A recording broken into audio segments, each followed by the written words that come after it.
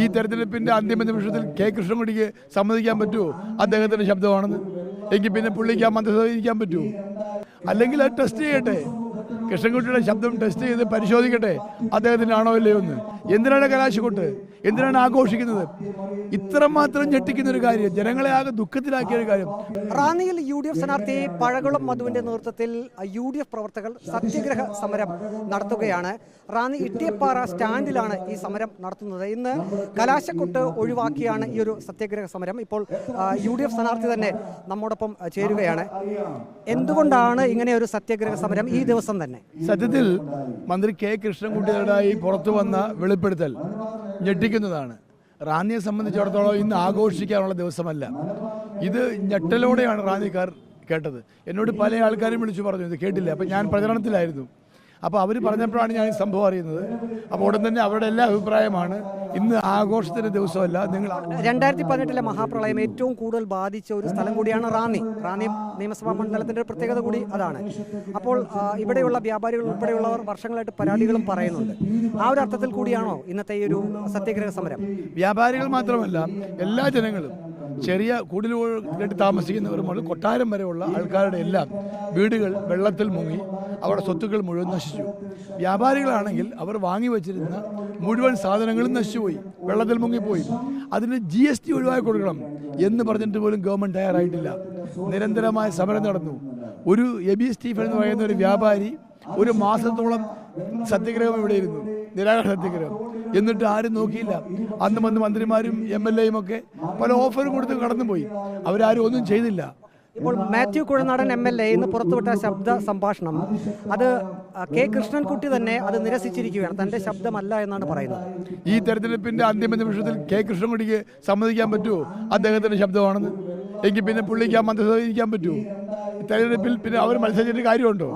ഇതൊക്കെ അടവ് നയമാണ്. ഈ തെരഞ്ഞെടുപ്പ് കഴിഞ്ഞാൽ കൃഷ്ണൻകുട്ടിയും സമ്മതിക്കും. അല്ലെങ്കിൽ അത് ടെസ്റ്റ് ചെയ്യട്ടെ, കൃഷ്ണൻകുട്ടിയുടെ ശബ്ദം ടെസ്റ്റ് ചെയ്ത് പരിശോധിക്കട്ടെ അദ്ദേഹത്തിൻ്റെ ആണോ ഇല്ലയോ എന്ന്. എന്തായാലും കേരളത്തിലെ ഒരു മന്ത്രി ഇത്ര ഞെട്ടിക്കുന്ന വെളിപ്പെടുത്തൽ നടത്തിയിട്ട് മുഖ്യമന്ത്രി പിണറായി വിജയൻ ആ കസേരയിലിരിക്കാൻ എങ്ങനെ കഴിയുന്നു? കഴിഞ്ഞ 10 വർഷവും അഴിമതിയിലൂടെ പണം വാരി കൂട്ടുക എന്നുള്ള ഒറ്റ ലക്ഷ്യമേ ഉണ്ടായിരുന്നുള്ളൂ. ആ ജനങ്ങളുടെ ജീവൻ ബലിയർപ്പിച്ച് സ്വത്തുണ്ടാക്കാൻ പിണറായി ശ്രമിച്ചാൽ റാന്നിയിലെ ജനങ്ങൾ അംഗീകരിക്കില്ല, ഞങ്ങൾ അനുവദിക്കില്ല. പിണറായി വിജയൻ ഉൾപ്പെടെയുള്ള ഇതിലെ കൊള്ളക്കാരെ മുഴുവൻ നിയമത്തിന് മുമ്പിൽ കൊണ്ടുവരുമ്പോൾ ഞങ്ങൾ സമരമായി മുമ്പോട്ട് പോകും. കലാശക്കൊട്ടും ഒഴിവാക്കിയിരിക്കുകയാണ്. കലാശക്കൊട്ടിന്റെ ആവശ്യമില്ല. എന്തിനാണ് കലാശക്കൊട്ട്?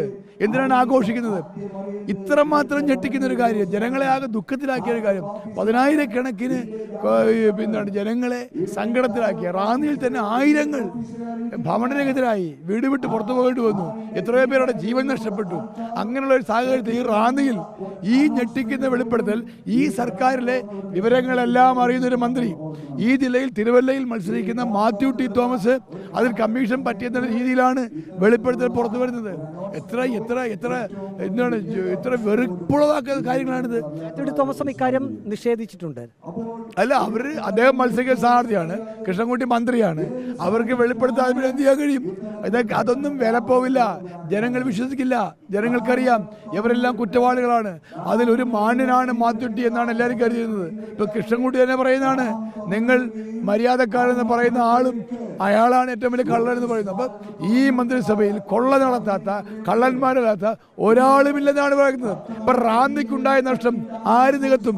മുഴുവൻ സ്വത്തിനും നഷ്ടപരിഹാരം പിണറായി കൊടുക്കണം. അധികാരത്തിൽ ഇറങ്ങി പോകുന്നതിന് മുമ്പ് കൊടുത്തിട്ടേ പിണറായി പോകാവൂ, അല്ലെങ്കിൽ ഞങ്ങൾ കൊടുക്കും. റാന്നിക്ക് നഷ്ടപ്പെട്ട ഈ പ്രളയത്തിൽ എല്ലാം നഷ്ടപ്പെട്ട ജനങ്ങളെ ഞങ്ങൾ അവർക്ക് നഷ്ടപരിഹാരം കൊടുക്കും. ഞങ്ങളുടെ ഗവൺമെൻറ് അധികാരത്തിൽ വന്നാൽ 2018 ഈ സംഭവത്തിൽ ഇന്ന് വരെ ആരും കൊടുത്തിട്ടില്ല. അവരുടെ പ്രശ്നങ്ങൾക്ക് പരിഹാരം കാണണ്ടേ? ആരെങ്കിലും കാണണ്ടേ? അതാണ് ഈ സമരത്തിന്റെ അടിസ്ഥാനം. UDF സ്ഥാനാർത്ഥി പഴകുളം മധു ഇന്ന് കലാശക്കൊട്ട് ഒഴിവാക്കിയാണ് കോൺഗ്രസ് പ്രവർത്തകരോടൊപ്പം UDF പ്രവർത്തകരോടൊപ്പം റാന്നിയിൽ സത്യഗ്രഹ സമരം നടത്തുന്നത്.